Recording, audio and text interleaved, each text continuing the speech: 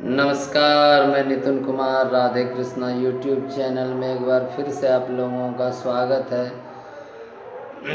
हम चर्चा कर रहे थे भगवत महापुराण में भगवान श्री हरि के 24 अवतारों के बारे में। मैंने अपने पिछले अंक में आपको भगवान श्री हरि के 24-3-27 अवतारों के बारे में बताया। अब मैं उनके अवतारों को और उनके अवतार के कारणों को संक्षेप में आपको बताना चाहूँगा। हर अंक में 4-4 भगवान के 4-4, 5-5 अवतार के बारे में मैं आपको बताऊँगा और उनके संक्षेप में मैं उनका परिचय भी आपको बताऊँगा।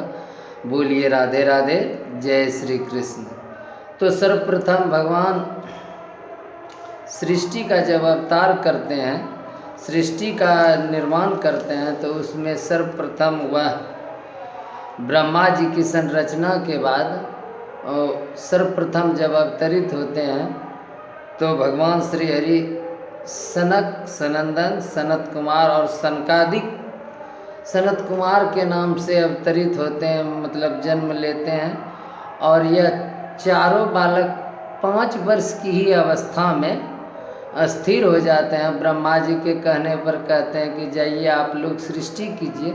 तो ब्रह्मा जी के कहने पर यह कहते हैं कि नहीं, हम लोग सृष्टि नहीं करेंगे। हम मतलब कहने का अर्थ है कि हम इसी रूप में रहकर श्री भगवान के ब्रह्मचर्य व्रत का पालन करेंगे। इन चारों ने अखंड ब्रह्मचर्य व्रत का पालन किया। भगवान के प्रथम अवतार इन चारों ने अखंड मतलब ब्रह्मचर्य का पालन किया।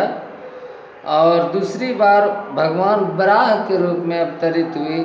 रसातल में गई पृथ्वी को पुनः वह ब्रह्मांड में स्थापित करते हैं और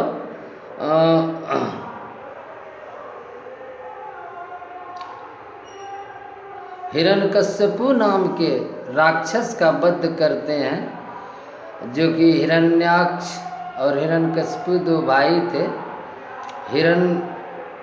उनके बड़े हिरण्यकश्यपु के बड़े भाई हिरण्याक्ष का वध करके पृथ्वी को मुक्त कराते हैं दूसरे अवतार में।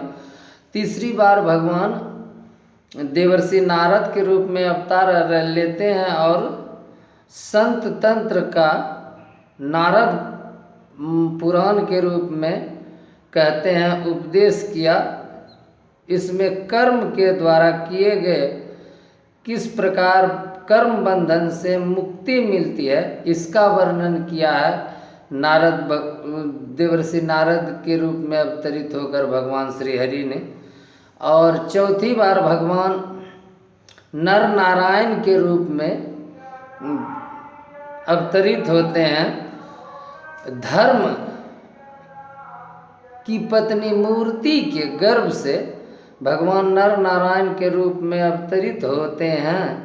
और इसी अवतार में मन और इंद्रियों के संबंध में समय करके बड़ी कठिन तपस्या भी करते हैं।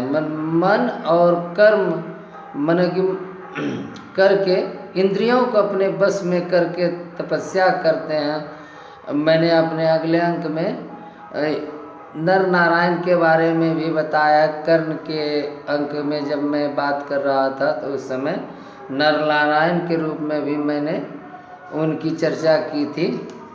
5वीं बार भगवान कपिल के रूप में अवतरित होते हैं।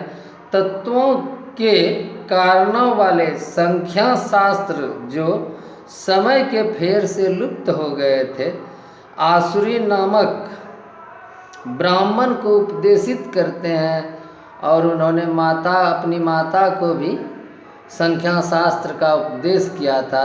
भगवान श्री